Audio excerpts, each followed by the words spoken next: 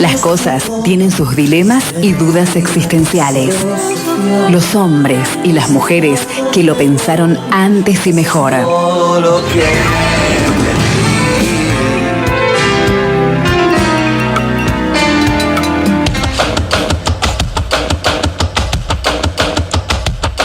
Le damos la bienvenida en la temporada 2024 a Santiago Polo, politólogo, filósofo. ¿Cómo va, Santi? Bien. Amigo de la casa, ¿todo bien? Todo bien, ¿Todo Guillermo? en orden? Sí, una cosa de loca. Bueno, me alegro muchísimo. Que tenga energías positivas. Bueno, vamos a hablar del tauma, no sé si lo dije bien, o qué significa pensar. ¿Lo dije bien? Lo dijo bien, bueno, sí, se puede pronunciar como me saco tauma. los auriculares y me cruzo de brazos. Bueno. Tomo el mate y el termo y lo escucho. Acomódese. Sí, la cuestión es preguntarnos por el pensar, básicamente, digamos, ¿no? Sobre qué pensamos, si es que pensamos, cómo es el trabajo del pensamiento y cuál es la pregunta que nos hace pensar. Hay, o suele haber, se dice, dos grandes preguntas que anuncia la filosofía. ¿Qué es esto y cómo estamos juntos? A la primera, al qué es esto, la acosan las inquietudes en torno a qué es el ser, a por qué hay algo en lugar de nada, a qué es el tránsito de lo que está existiendo. A la segunda pregunta, ¿cómo estamos juntos?, la persiguen las inquietudes sobre qué hacemos con lo otro. A la pregunta por el bien y el mal, por el orden, por el desorden, por los fines y por los medios, y muchos etcéteras.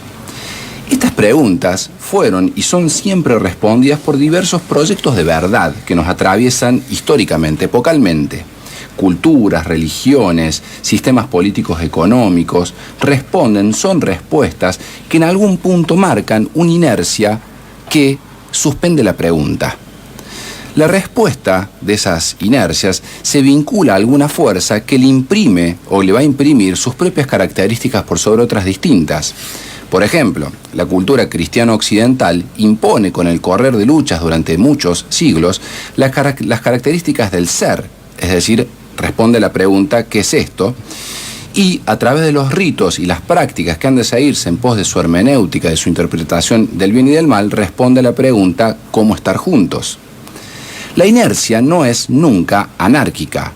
Es decir, anarquía significa anarquía, sin principio. Las inercias de nuestra existencia, podríamos decir, en base a estos proyectos epocales, nunca son anárquicas, sino que siguen, por el contrario, siempre cierto trazado que marca aquello que nos involucra en el mundo cuando devenimos mundo. Por ejemplo, hoy, digamos, ¿no?, podemos decir el mercado capitalista, digamos, el capitalismo como sistema productivo, marca nuestras inercias y responde al qué es esto y al cómo estar juntos en base a sus principios.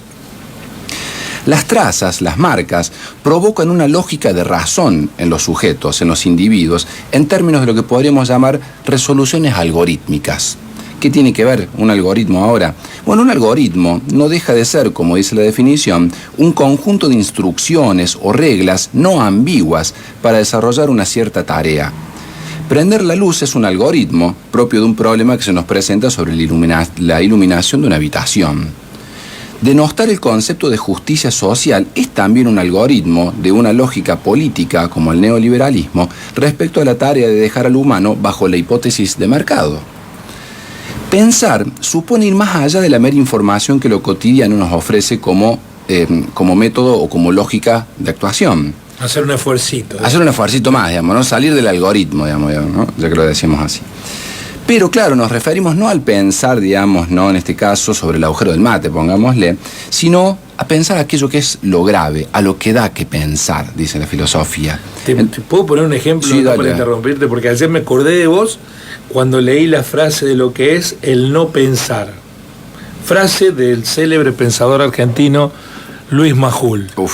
Dijo, si Víctor Hugo fuese tan inteligente como dicen, no le haría falta ir 7 veces al Colón a escuchar la misma ópera. ¿No es hermoso?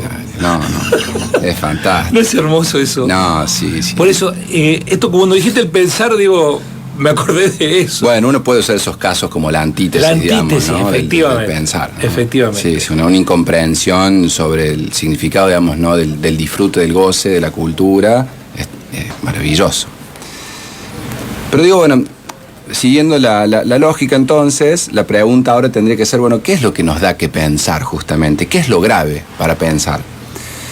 En uno de los diálogos platónicos, el llamado Teeteto, en cordobés, digamos, que Teeteto es con doble E, este personaje, que se llamaba efectivamente así, reconoce frente a Sócrates, reconoce que ingresa en un vértigo toda vez que la pregunta sobre la verdad del conocimiento se le impone a lo cotidiano. Entonces, Sócrates enuncia allí, en ese texto, uno de los grandes principios del pensar, y dice, es el pensar experimentar la admiración, el tauma. Eso es el tauma que le dice, ¿no? Tauma, entonces, es admirarse, es maravillarse incluso del horror de la existencia o de lo que está existiendo, es asombrarse, es extrañarse frente a esta cotidianidad o esta vida inercial que tenemos.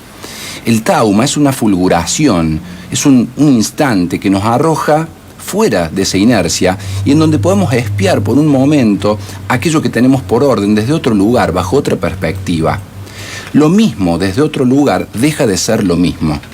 La justicia social no es lo mismo desde una planilla de Excel que desde la piel de una jubilada por moratoria porque su patronal nunca le pagó los aportes. Ni es lo mismo la justicia social para una empresa financiera que para el joven humilde que quiere estudiar ingeniería o literatura. Pero ¿de dónde sale lo grave? Lo grave es justamente aquello que gira en torno a esas dos grandes preguntas. ¿Qué es esto y cómo estamos juntos? Allí, en el corazón de esas preguntas, habita el ser, habita lo humano, habita lo justo, lo libre, lo igual, lo bueno, lo necesario, etc. Es grave porque sus definiciones marcan nuestra existencia desde que amanecemos hasta el instante antes de ese amanecer. Poner el despertador para cumplir una rutina horaria es ya siempre estar bajo ciertos supuestos de orden y jerarquía existencial. Es inevitable hacerlo, pero es evitable atravesar esa existencia en ignorancia, no para Majul. La pregunta respecto a lo grave no nos cae por casualidad, ni tampoco anda flotando una flecha arriba de los asuntos que son graves y que no advertimos al tipo de piense aquí, ¿no? Como si era una flecha, digamos, no decir piense, esto es lo grave, piense aquí, ¿no? Entonces, ¿cómo? Platón sostenía que el tauma aparece, pero no una aparición, digamos, no mística, sino que se encuentra y se descubre mediante el lenguaje oral. El diálogo, logos, dos logos en intercambio, ¿sí?, encuentran el problema. Dicho eso, podríamos decir que no es casual que aquellas lógicas que quieran evitar el tauma busquen cortar el diálogo, porque es cortar el encuentro, la complicidad de una palabra. La individuación de la tecnología y las tecnologías políticas de individuación, por ejemplo, atacar la justicia social y lo que ella requiere para existir, no están ajenas a la disolución del pensar en favor de la reproducción de un algoritmo, cada cual por su cuenta. Como si esa cuenta, ¿no?, en nuestras realidades no tuviera ya un lugar asignado para cada uno, ¿no?, de los que componemos la sociedad. Hegel, pensador, digamos, de la modernidad, sostenía que pensar implicaba la superación del razonar abstracto, decía él. Todos, dice Hegel, somos parte de una realidad que nos lleva a razonar de modo abstracto, y eso no está bien, ¿no?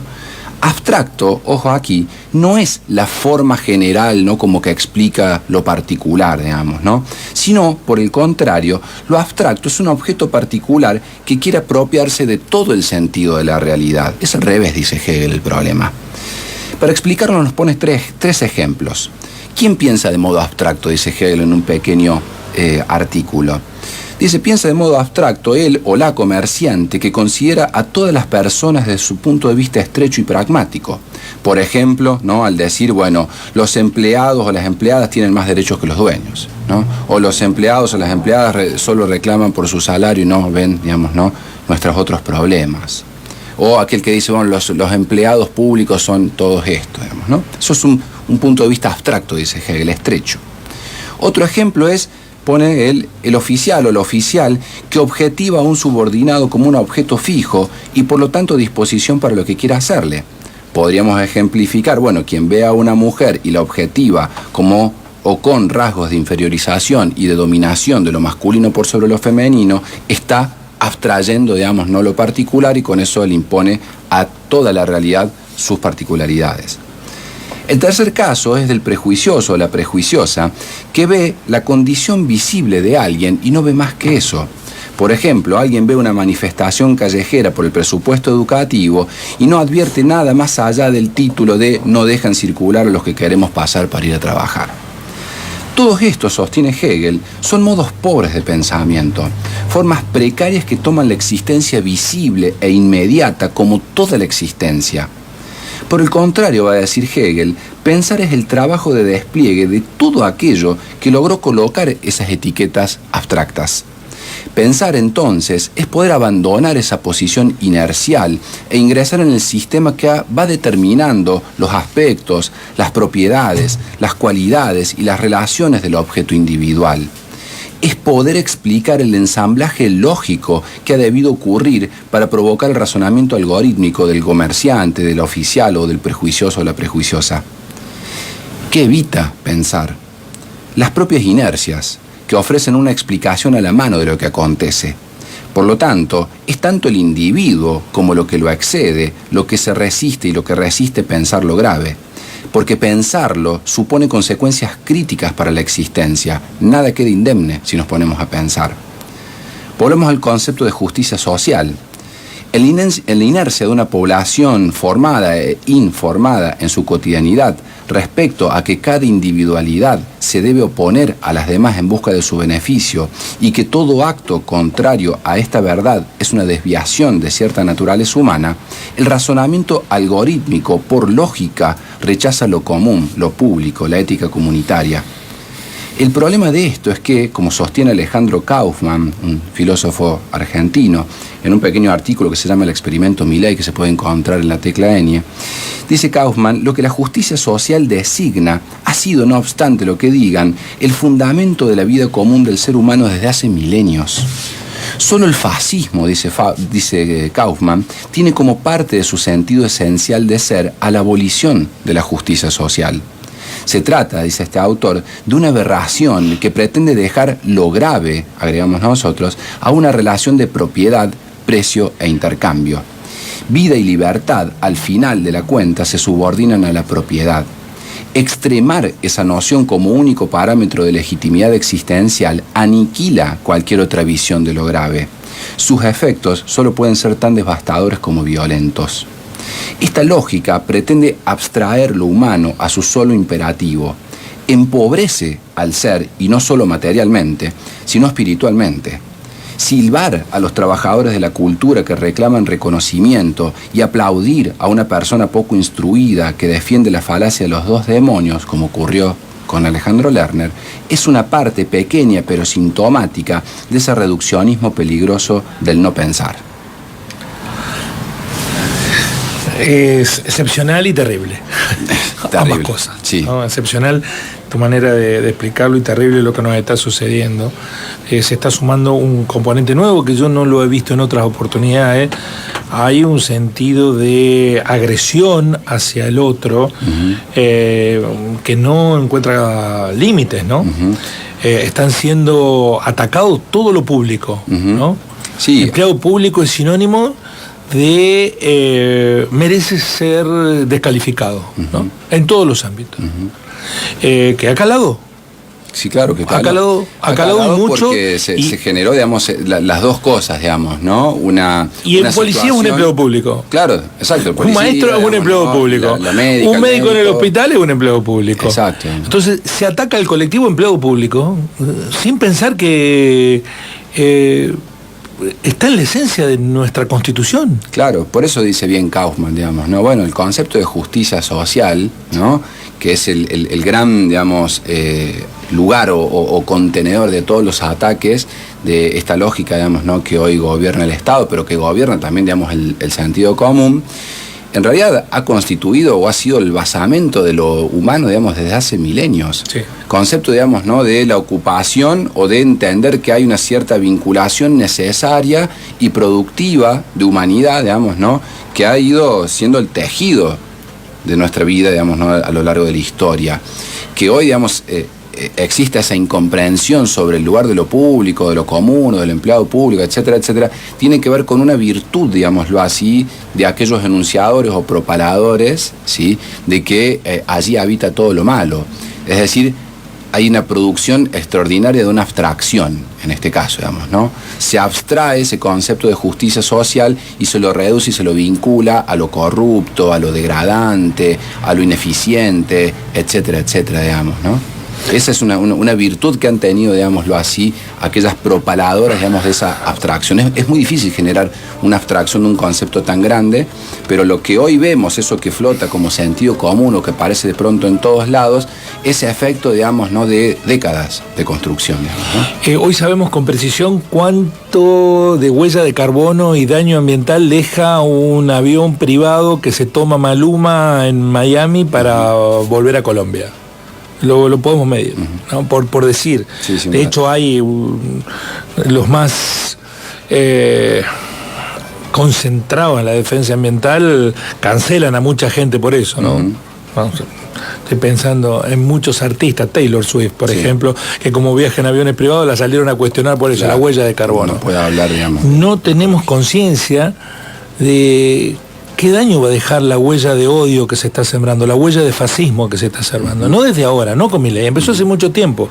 Milei la puso en un plano de visibilización porque tiene todo el poder, ¿no? Sí, podemos tener, digamos, cierto conocimiento de los efectos concretos que puede tener, porque la historia humana y la historia de nuestro país ha atravesado procesos de fascistización, digámoslo así, de su sentido común, y las consecuencias han sido siempre horrorosas, digamos, ¿no? Las consecuencias son de violencia y de muerte.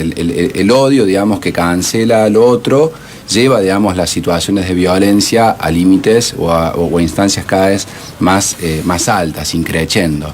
La historia nos demuestra que, o nos va poniendo, digamos, sobre la cara que termina mal. No pensar termina mal. Muchas gracias, lujazo de tenerlos. Me vuelvo exageradamente elogioso porque no encuentro la manera en agradecerle a lo que nos aportan cada miércoles los que nos ayudan a pensar. Gracias, Santi. Puras exageraciones, gracias a ustedes.